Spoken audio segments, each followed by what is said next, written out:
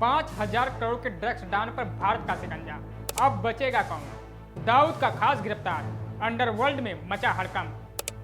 सलीम डोला पकड़ा गया, अब खुलेंगे डान के काले राज। जिसे कोई छू नहीं पाया उसे भारत उठा लाया। नमस्कार दोस्तों, मैं हूं आदेश गुप्ता। आप देख रहे हैं Kantap news. Underworld international crime और ड्रग्स माफिया की दुनिया से एक ऐसी खबर सामने आई जिसने सुरक्षा एजेंसियों से लेकर अपराध जगत तक हलचल मचा दी। दाऊद इब्राहिम का करीबी और 5,000 करोड़ रुपए के ड्रग्स कार्टेल का कथित मास्टरमाइंड सलीम इस्माइल डोला अब भारत के गिरफ्त में है।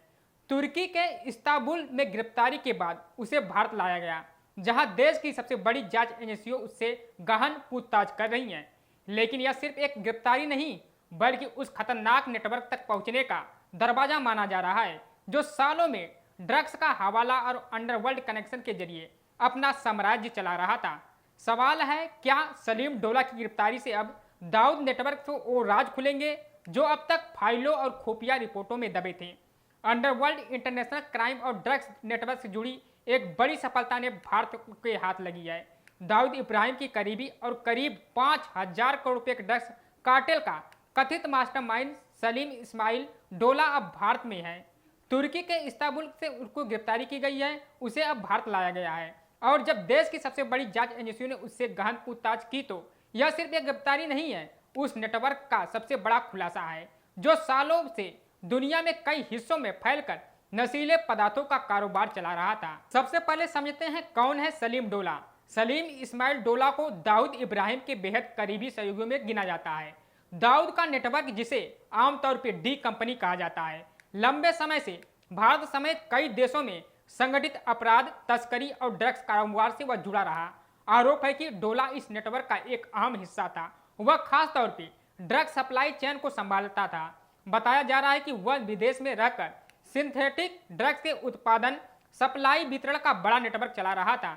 यानी ड्रग्स कहाँ बनेंगे, कहाँ से ट्रांसपोर्ट होंगे, किन देशों में पहुंचेंगे और पैसा कैसे घुमाया जाएगा, इन सभी चीजों में उसकी भूमिका अहम मानी जा रही है।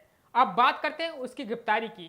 तुर्की इस्तांबुल में उसे पकड़ा गया है। यह कार्रवाई अचानक नहीं हुई है, इसके पीछे महीनों से खुफिया निगरानी, इंटरनेशनल कोऑर्डिनेशन और रणनीति शामिल थी। सूत्रों के मुताबिक भारत के एजेंसियों ने पहले उसके नेटवर्क को ट्रैक किया, उसके मूवमेंट पर नजर रखी और फिर सही समय पर कार्रवाई की गई।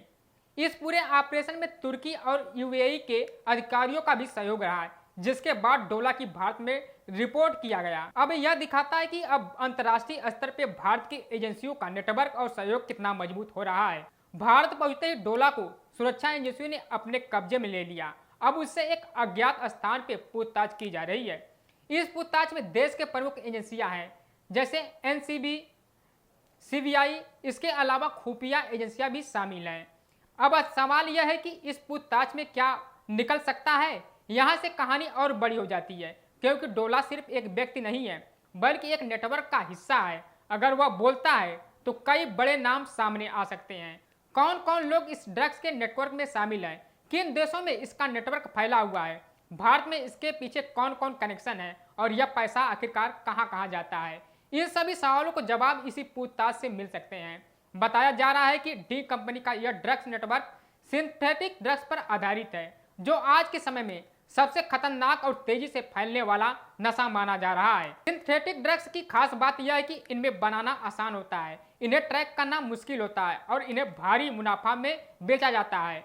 यही वजह कि अंतर्राष्ट्रीय अपराध नेटवर्क अब इन पर ज्यादा फोकस कर रहे हैं। अब इस गिरफ्तारी का असर समझिए, यह सिर्फ एक गैंगस्टर गिरफ्तारी नहीं है, यह एक पूरे नेटवर्क पर चोट है। अगर एजेंसियां इस नेटवर्क की पूरी कड़ी से जोड़ने में सफल होती है तो आने वाले समय में ड्रग सप्लाई पर बड़ा असर पड़ सकता है। लेकिन यहाँ एक और सच भी है, अंडरवर्ल्ड नेटवर्क बहुत गहराई तक फैला हुआ है। एक व्यक्ति की गिरफ्तारी पूरा नेटवर्क को खत्म नहीं होता है। हो सकता है कुछ और लोग इसकी जगह ले लें या नेटवर्क कुछ समय के बाद शांत हो जाए, लेकिन फिर भी यह कार्रवाई एक मजबूत संदेश जरूरी देती है कि अब भारत एक ऐसे नेटवर्क के खिलाफ आक्रामक रणनीति अपना रहा है। अब बात करते हैं दाऊद इब्राहिम की नेटवर्क की। दाऊद इब्राहिम लंबे समय से भारत के मोस्ट वांटेड अपराधी रहा है। उसका नेटवर्क सिर्फ भारत तक सीमित नहीं है, बल्कि कई देशों में फैला हुआ है।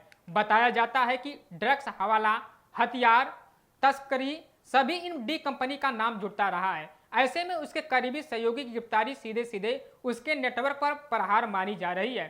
अब आगे क्या है एक एक कर बताते हैं। क्या डोला से मिली जानकारी के आधार पर गिरफ्तारियां होंगी? क्या इंटरनेशनल स्तर पर ऑपरेशन चलाए जाएंगे? क्या डी कंपनी का ड्रग्स नेटवर्क कमजोर होगा? ये सभी सवाल आने वाले दिनों में तय हो जाएंगे और साफ दिख जाएगा। फिलहाल इतना जरूर कहा जा सकता है कि भारत को ड्रग्स और अंडरवर्ल्ड के खिलाफ इस लड़ाई में एक बड़ी सफलता मिली है, लेकिन यह लड़ाई अभी तक खत्म नहीं हुई है, बल्कि अब शायद एक नए और बड़े चरण में प्रवेश कर रही है। आप क्या सोचते हैं? क्या इस गिरफ्तारी में ड्रग्स नेटवर्क पर लगाम लगेगी या सिर्फ एक शुरुआत है? अपनी राय कमेंट बॉक्स में जरूर बताएं।